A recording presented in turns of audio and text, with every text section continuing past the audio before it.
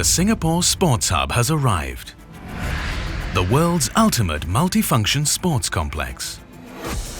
Like a giant transformer, it adapts to host more than 30 different sports. The Sports Hub in general is amazing. It's because it's the state of the art. And its crowning glory is the new National Stadium.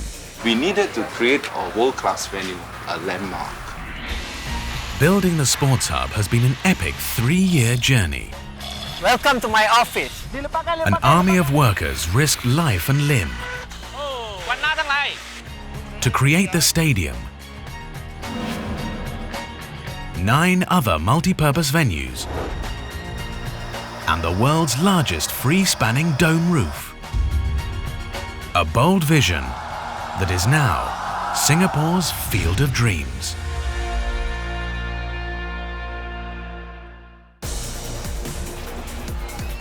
June the 28th, 2014. It's open house day at Singapore's brand new National Sports Centre. A place where everyone can play. The typical conception of a stadium is that it's a place where you hold big events. When you're not having a big event, it lies empty and quiet. So we wanted the Sports Hub to be alive all the time.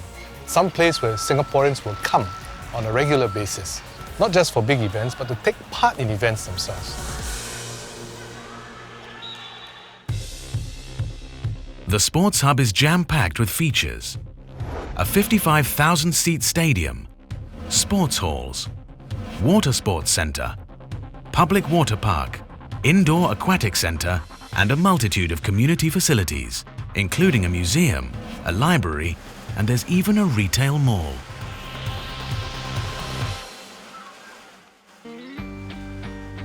But this place is about much more than fitness and fun. Wow! It's a fantastic stadium, but it's got a big job to beat the old National Stadium. The Sports Hub is also the proud new home of a great tradition. A tradition that began on another memorable opening day 40 years ago. I now declare the stadium open. Thank you. In 1973, Singapore's brand new National Stadium was a monument to a young nation's unity and pride, and a symbol of its determination to make its mark in the world of sport. That year, the National Stadium hosted the Southeast Asian Peninsula Games, an unforgettable moment for Singapore and for Singapore's greatest sprinter, C. Kunalan. Kini kelihatan C. Kunalan. The National Stadium has special meaning to me. I have a lot of feelings for it. I did make a comeback for the 1973 SEA Games that Singapore hosted for the first time. It was such a thrill to run the race. The stadium really has good feelings for me.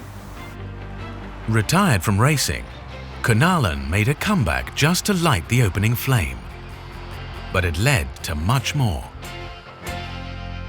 I was way past my peak when the National Stadium was open. I had a call from the coaches and they said, "Hey, Kunalan, we'd like you to run for the 4x400. And I said, "Are you kidding? I've not been training since 1970. Then they said, "Hey, no, come on. This is for Singapore."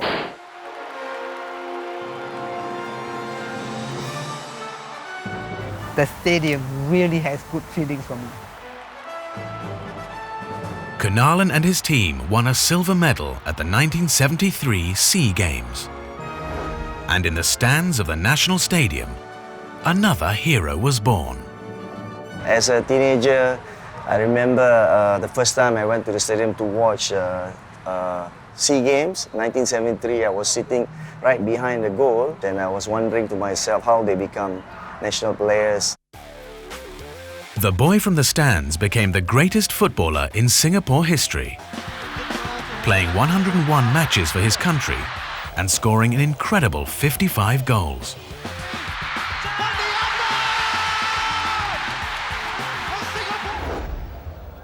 My best goal for Singapore was in 1983, Southeast Asian Games, Singapore versus Malaysia. I received a pass and I managed to beat Santok Singh, one of the stopper and the captain as well, before I dribble on the byline and then squeeze the ball past the goalkeeper. I remember those days was fantastic years of Singapore football because of the famous Kallang Roar, the stamping, and of course some of my friends, when we were playing, they used to sell drinks part-time. Drinks, kopok, kuaci, that's a famous word, and the blower. The National Stadium was my best hunting ground of all time. I've scored many goals, memorable goals for my club, and especially for my country, Singapore. But almost 4 decades since its opening, the National Stadium's race had run. Our National Stadium was beginning to look quite old, and our Aquatic Stadium in Toa Payoh, both of these were built in 1973 when we first hosted the SEA Games, and we all wanted to see modern facilities. The problem was where to put them. Vacant land is almost impossible to find here. Singapore's new home of sport would have to be built where its old one already stood, the Kallang Basin. So the old stadium had to go. In September 2010, the bulldozers moved in. When I found out that National Stadium will be demolished, not only me, all my friends, teammates, we were surprised and very sad. Although I did feel that it was a big part of me, big part of Singapore, when it was finally decided that the only way was to demolish and rebuild, I was in support.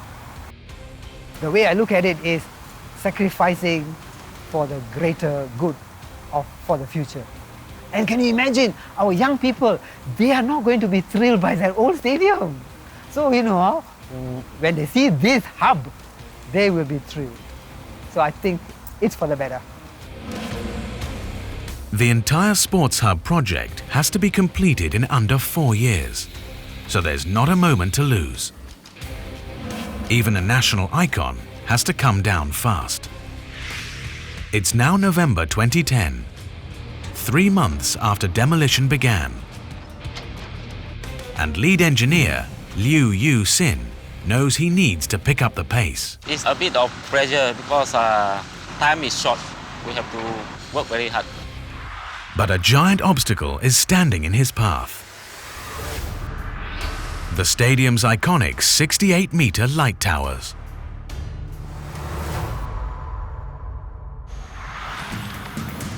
These mighty towers were made to last several lifetimes, and they're far too tall to be safely demolished by heavy-duty crushers.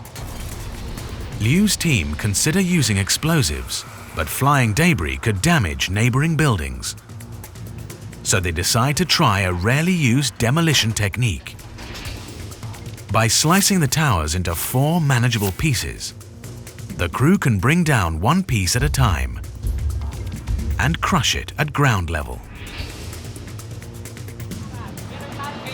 But they can't slice the towers with an ordinary steel saw. So Liu turns to the ultimate weapon in his demolition arsenal, the diamond saw.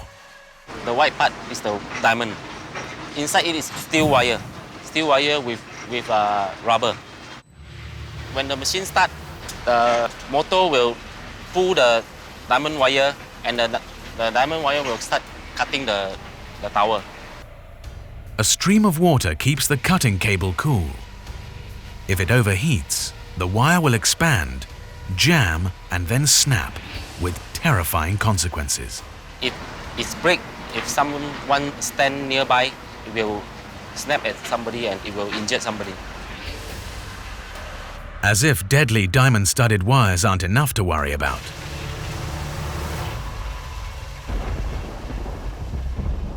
A thunderstorm suddenly appears on the horizon. If heavy rains come and there's lightning, we have to stop work because this will endanger our life. With a ground team keeping an eye on the menacing clouds, Liu presses on. So the tension okay ah?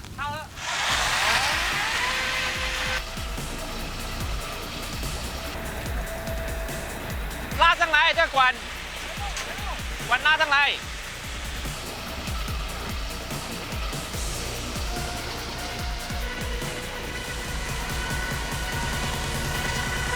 Oh. Finally, after a full day's work, the diamond saw slices through. That's the first of 3 cuts on this tower. And there's still another 3 towers to go.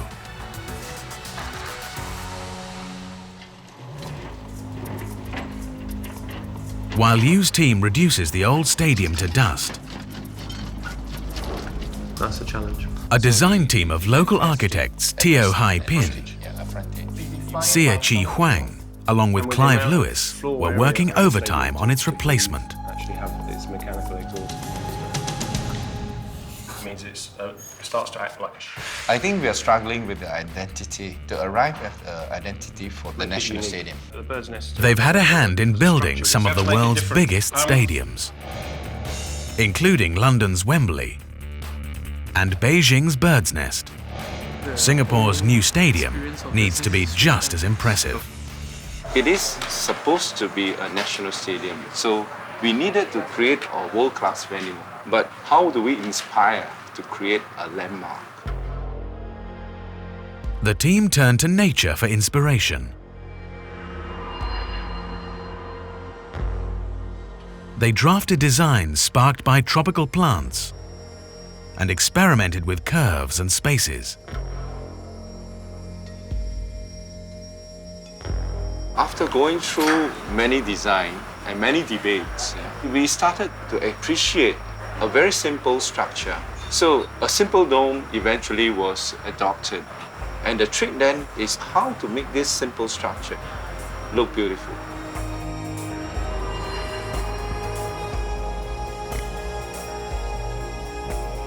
It's actually quite emotional to see how it has grown, and we have spent 8 years of our life on the project.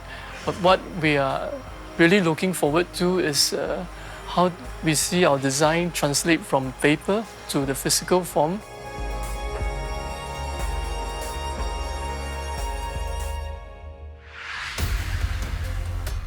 The team designs a stadium that could comfortably hold the Sydney Opera House inside its shell. It will be the largest free-spanning dome in the world.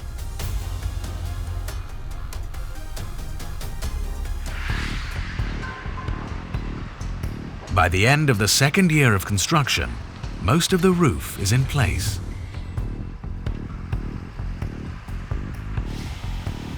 So far, the massive web of steel has fitted together perfectly.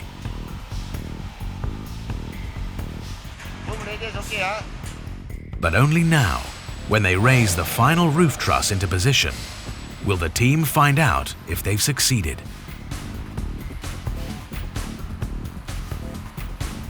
The worst case scenario is that during the lifting, the truss cannot go inside.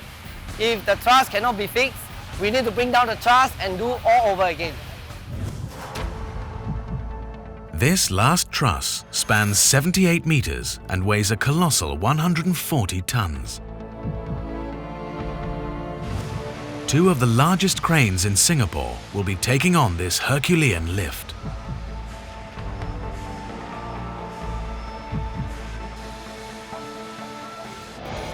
If its operation isn't synchronized perfectly, the cranes and the truss could come tumbling down. And if the cranes aren't in exactly the right locations, they can't lift the truss to where it needs to go.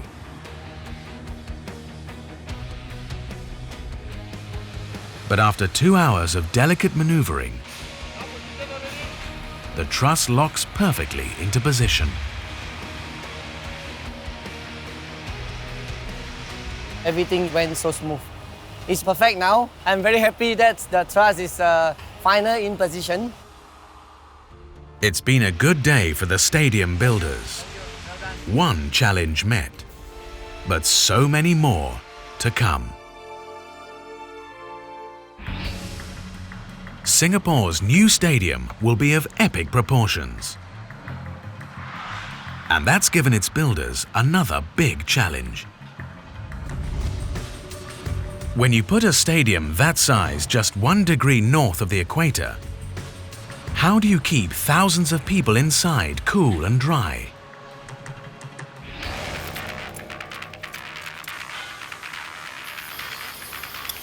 You call in the Spider-Men. Singapore's only rope access experts, led by 8-year veteran Fauzi Razak.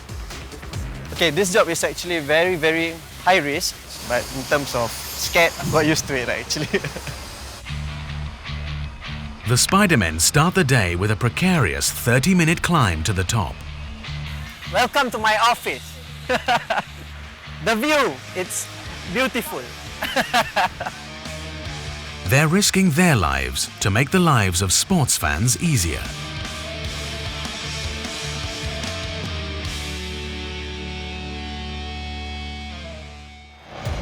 In the old days of the National Stadium, sports fans had to endure tropical downpours and seating tiers heated by hours under a baking sun. But the design team knows that today's fans expect to be comfortable in all weather conditions. 20 to 28 seats in each of these rows, so that's 20 to 28 seats. To shield fans from extreme weather, the team has created a very special material to cover the roof. A combination of insulating foam sandwiched between 2 sheets of highly reflective, lightweight steel. By reflecting and absorbing solar energy, it should block out most of the sun's heat. But first, the Spider-Men have to install nearly 500 panels of it, 80 meters up. The Spider-Men can't afford to make a single slip, and they don't intend to. Even though I'm at 80 meters above the ground, I know I'm very safe. There will be always 2 ropes that will be attached to me. If anything happened to the one, I still have the other one. So it's very safe.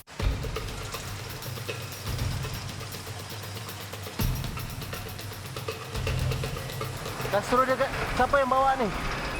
Dah terlebih sana.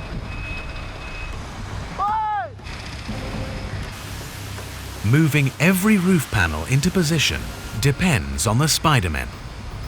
Eddie, nanti dah pusing Eddie tangkap Eddie tangkap ni. Okay. Pusing. Ha. Lepaskan. It takes a little bit of time because of the alignment and everything. So, yeah, we're doing good here. Just a few more minutes, we're done. Every day, the team bolt on at least 2 of these roof panels weighing between 2 and 22 tons. Now it's the 107 installed. I got 1 down here, and we got 337 to go. Yeah. Far below the Spider-Men, another state-of-the-art sports venue is taking shape. The Sports Hub's Aquatic Centre will host not just swimming, but also water polo, synchronized swimming, and diving competitions. It will be equipped with the latest competitive swimming technology, including electronic timer touchpads and underwater cameras that sports scientists will use to train a new generation of elite Singaporean swimmers. A super pool for future champions. And a dream come true for a living legend. Ang Peng Siong was the winner of 1982's World's Fastest Swimmer Award.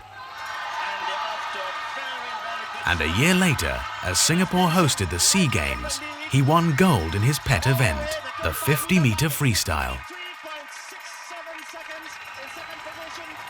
But at the time, Singapore lacked a world-class competition pool. With the Olympic Games, you see stadiums that are really magnificent. And I thought it was quite appropriate to rebuilding a new facility. I'm very happy that they decided to build it. It looks really grand. To fulfill its destiny as the centre of Singapore's sport, the National Stadium will have to offer not just one, but 3 different playing fields. One for cricket, one for track and field events, and one for football and rugby. Introducing moving seating was the obvious solution. It's a fantastic opportunity to do everything in one space. So we get 3 sports configurations in one stadium. The design team came up with a simple but effective solution. They placed more than half of the seating into movable lower tiers. But how would those tiers change from one seating configuration to another? The team decided to lift them with nothing but air, raising them with high-pressure air-filled skates made of tough, low-friction Teflon, then dragging them into position with powerful hydraulic claws. But the system is untried, and everything is riding on its first test, moving 1/5 of a full tier section that weighs nearly 300 tons. In line with the final position. So installation is good for you? Failure would mean redesigning and rebuilding the entire system, and would set the construction schedule back by months. A lot of things could go wrong, in fact. The first one is we cannot lifting anymore at all because everything is too heavy.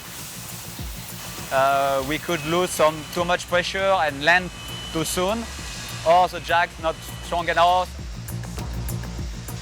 Here we have 2 jacks only, but after we will have 7 of them. And they have to work all together in order to keep the lower tier sliding as a straight line and not to churn. The 300-ton tier moves without a hitch. The construction of the 8 moving tiers can now proceed as planned. Everything goes really pretty well. Some small improvement to do, but it's very good. It's very good. It's a moment to savor. But as night falls, another challenge looms.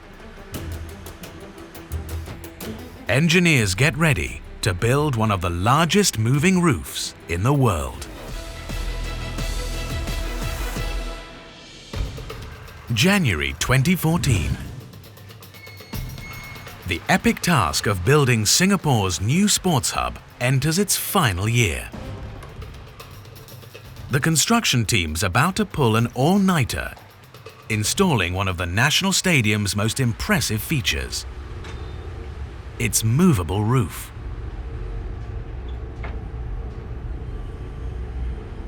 The wind is very strong up there, so we need to be more careful. Careful indeed, when the roof truss you're moving weighs 90 tons. It's quite heavy. It doesn't swing that much. We just have to be patient. When the wind is blowing, we just hold it there. Once the wind is calmer there, then we start to lower it slowly.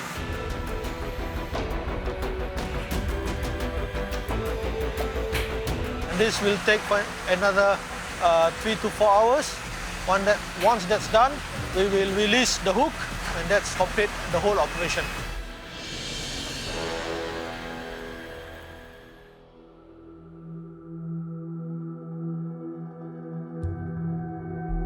It takes 4 months to build the stadium roof.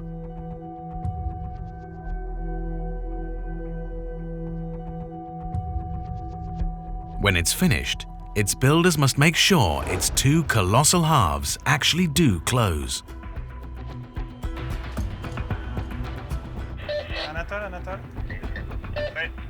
Lead engineer Arnaud Georgentham's team of software engineers mans the command center. We have 3 kilometers of tracks and the roof is 200 meters, so this is a large space to cover. We are checking during the first movements that there is no clash between the bogies and the track beams. At the same time also we have sensors which have to be adjusted to check the position of the roof. This is a lot of things to control at the same time. V-run, can we move now? It's clear now. Okay, Chi, we proceed. The sliding roof's individual motors have to be precisely speed controlled so that the entire roof travels evenly.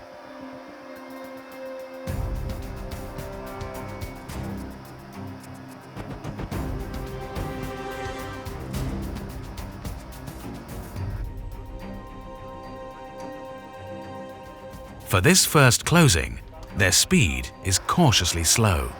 So far it's going well. The tensions are okay. Mechanically, everything is okay. But the roof suddenly stops.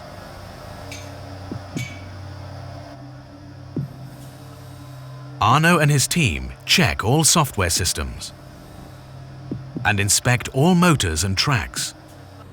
But everything appears to be as it should.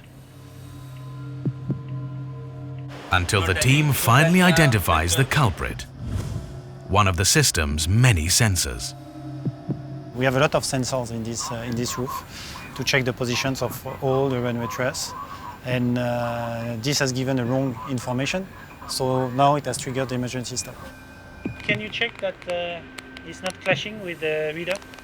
We have enough space? This is more a matter of adjustments. This is the purpose of the test, to adjust all these sensors. Now doing pre-tensioning, right?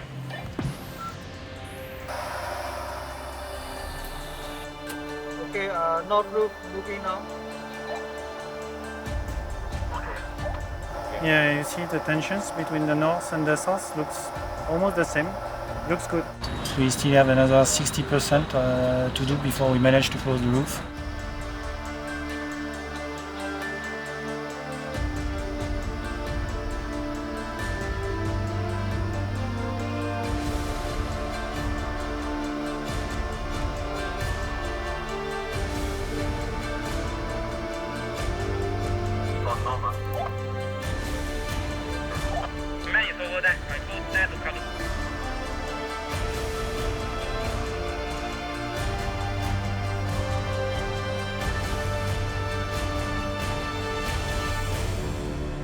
It's not fully closed because we are still in the process of doing the final works on the joint itself.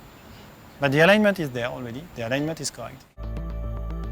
The stadium's retractable roof will be one of the largest in the world.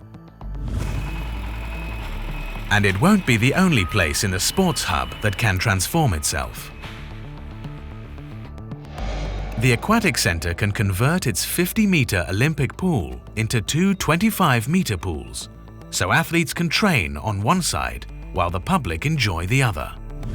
And staff at the two multi-purpose arenas can reconfigure collapsible seating to suit a variety of sports, like badminton, table tennis, basketball and gymnastics. Back in the stadium, a father and son team are stepping up to a daunting task, turning the world's biggest free-spanning dome into a world-class sound and visual stage. For Dad Ronald, it's a case of déjà vu. 40 years ago, he was at exactly the same spot, facing just as big a mission. At the old stadium, we installed the main sound system for the outdoor as well as for the indoor. Winning a contract for the old National Stadium was a turning point for the family business. It was the biggest project that I've ever done, when I was 28 years old. So, we were still actually green behind the years, but then we had the opportunity to work with good people.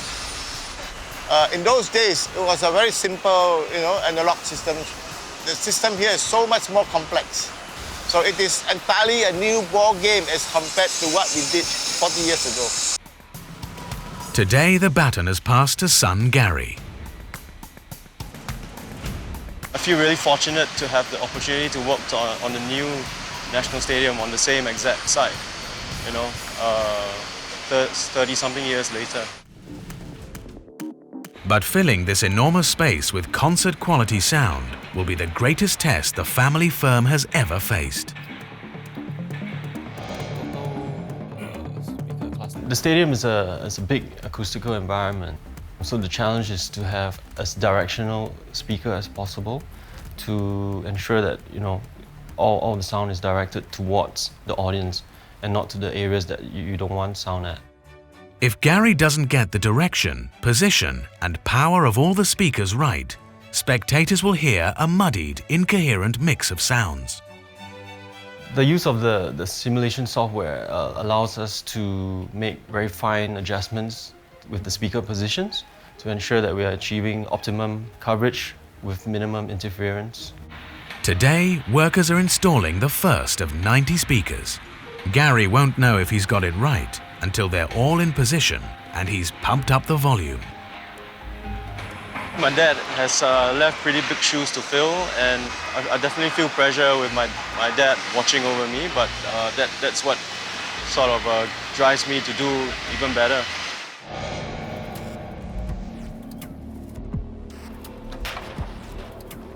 Atop the stadium dome, another team takes on a very different mission.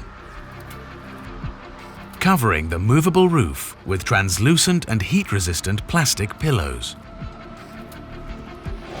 ETFE plastic, the same material that was used on the Beijing Olympics water cube.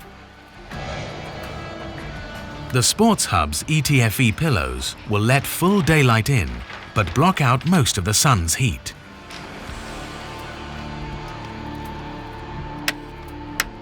So we only get 8% solar radiation through that material, but we're able to get the effect of natural daylight within the space. So that's quite an amazing material to be able to use. It's also very, very lightweight. But in Singapore's year-round 30-degree climate, even the miracle of ETFE won't be enough to keep the stadium cool. If we can just drop the temperature very slightly, 4 or 5 degrees, that little bit of cooling and the air movement can make for a much more pleasant environment. That's their construction time. Air conditioning the entire dome would be far too energy intensive and expensive. In terms of the temperature range and the comfort criteria, temperature, middle of the day. So the team came up with a brilliantly simple alternative. Energy from an array of on-site solar cells powers air conditioning. The chilled air blows out from under every seat and uses less energy because it only cools the areas around the spectators. So we ended up with a bowl cooling system that used about 1/5 of the energy required when compared to a conventional air-conditioned stadium. Day after day, year after year, the Sports Hub's builders have faced and met the challenges of turning a daring design into reality. But now, time's nearly up.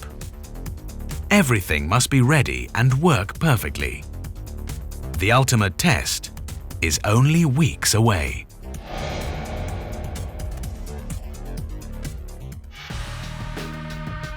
April 2014. The Sports Hub's scheduled completion is only weeks away. More than 1,000 workers are labouring around the clock to meet that deadline.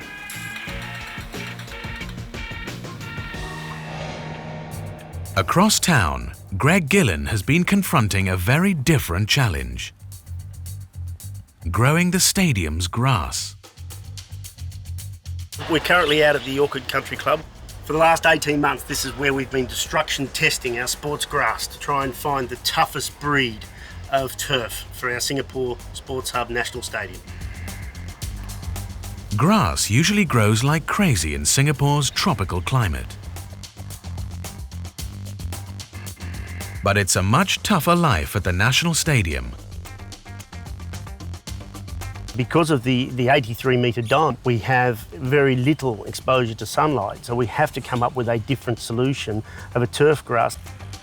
To find a grass that could cope with the unusual conditions, Greg and his team test planted more than 15 varieties. We had to try and recreate our light and ventilation conditions. So what we did is we built these shade structures to try and replicate the conditions inside the stadium. At the end of the trial, Greg came to a surprising conclusion. We found that the Northern Hemisphere grasses adapted much, much better to the stadium microclimate that we were trying to recreate out here. The winner of the turf trials was a combination of Kentucky bluegrass, which gives toughness, mixed with a faster germinating ryegrass that recovers quickly after events. Both were stitched into the surface last weekend, and we've now started to see, after 4 days, the ryegrass starting to come through, and we expect to see this come through in about another week. The stadium's new turf had better grow up to be as tough as it's supposed to be. Life's not going to be easy. The grass on this field will have to withstand some of the most punishing treatment in the world. We could have up to 100 events a year, so that means we have to have a very robust sports turf so the players can run at the ball with confidence and not feel like they're going to slip or slide or injure themselves. Greg decided to reinforce the stadium's pitch with a high-tech artificial turf. Mixed with natural grass, the Deso Grassmaster system uses strands of tough artificial fibers stitched 140 millimeters into the soil. So what we've got here is a Deso machine which acts like a giant sewing machine. So these are the needles that stitch or are pushed straight down into the playing surface. And every 20 millimetres they will stitch fibre into the surface.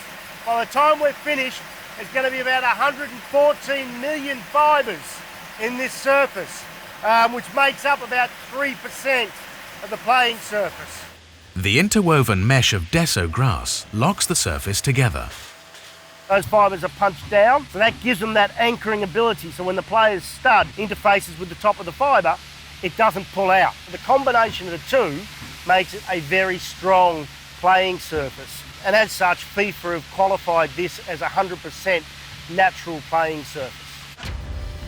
80 metres above the turf, a team is hanging precariously between the dome and the movable roof, creating one of the world's largest LED projection screens. The ETFE roof pillows will be illuminated by programmable LEDs, so almost anything can be projected.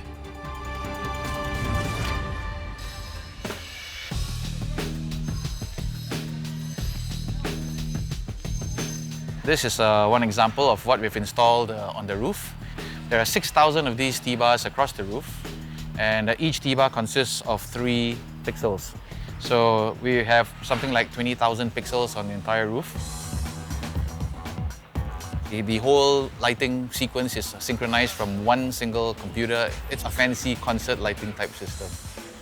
Let's see if the lights work. Lights on!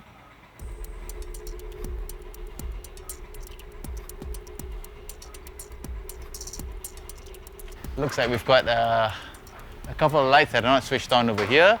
Looks like we have a connection problem over here. Right? It's fairly common for installation as large as this. So we're looking forward to having our Singapore flag proudly displayed on the roof.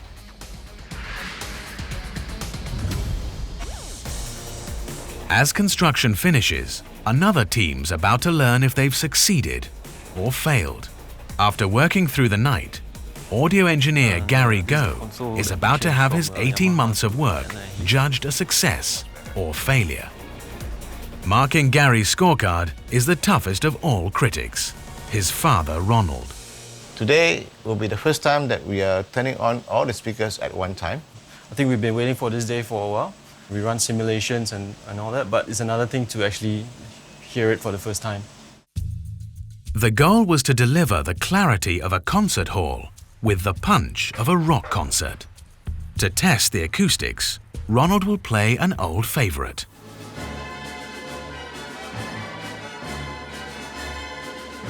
Bolero.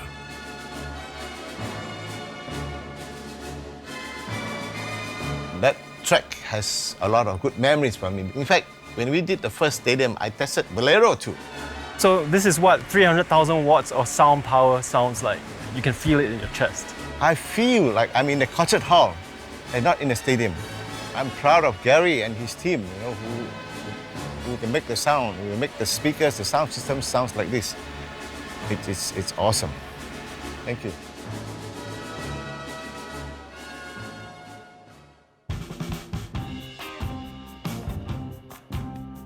Opening day is fast approaching as the Sports Hub gets its finishing touches, including a remnant from the past.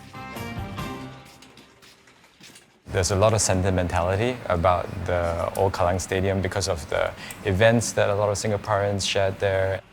And so there was obviously no way to keep the entire stadium. But one part of the stadium was very cleverly sort of recycled. In 2012, Singapore's Urban Redevelopment Authority commissioned designers to turn some of the old National Stadium's wooden benches into 26 new benches placed around the city. And there are so many ways we could make it go up and down. It could go up and up and up. Colin Sear and Angie Ng's bench design was inspired by the old stadium's beloved Kallang wave. The wave would happen spontaneously during soccer matches, and it became such a phenomenon. It's contagious. It's something that just spreads throughout the entire round of the stadium once it gets started. So that's why the bench itself is an extremely long length, 9 meters in total. So it starts off with this smaller wave and grows until the largest. It embodies so much of this emotion and joy that you get. In April 2014, the Kallang wave went to its permanent home at the Sports Hub's new Singapore Sports Museum.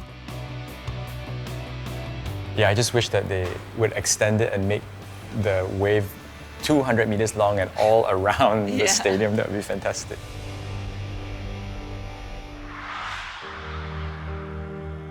June the 28th, 2014. After 3 years, the Sports Hub is complete. Now it's time for the ultimate test of Singapore's new National Sports Complex.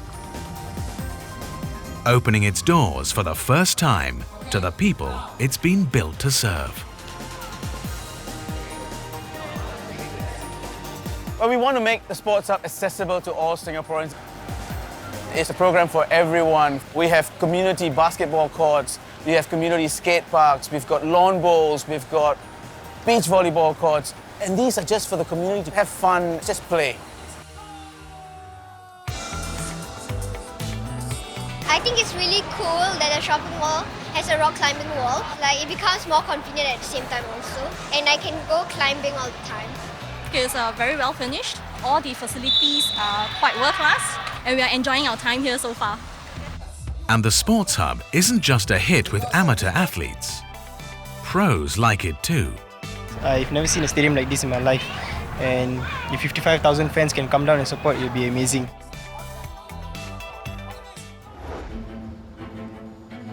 It isn't long before amazing happens. In August 2014, Singaporeans flock by the thousands to the first football match in the National Stadium. To see a Singaporean team take on Juventus, Italian football's most successful club. Singapore football's favourite son is predicting a big night. I'm looking forward to hear the greatest Kallang roar ever. We've been missing it for ages now. Fandi doesn't have to wait long. Even before the first goal, there's no doubt how everyone's feeling in their new home.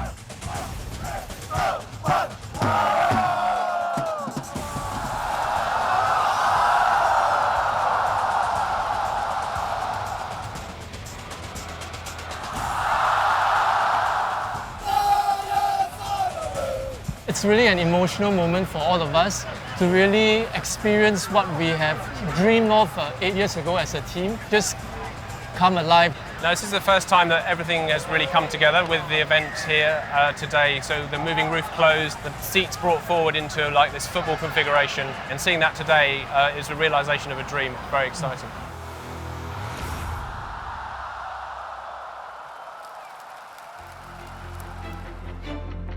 The stadium has passed its first big test with flying colours. I'm very excited about the fact that the vision that we have set out in 2001 is now a reality.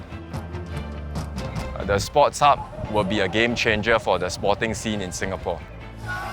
It will be a place where champions are born, where records are broken, and it will be an iconic landmark that the world will see and which all Singaporeans can be proud of. 40 years ago, a great stadium inaugurated a new nation's sports history and sparked the careers of Singapore's first sporting legends. Now a new era has begun, with a sports hub that will place Singapore proudly among the world's great sporting nations and will inspire new generations of Singaporeans to search for their own field of dreams.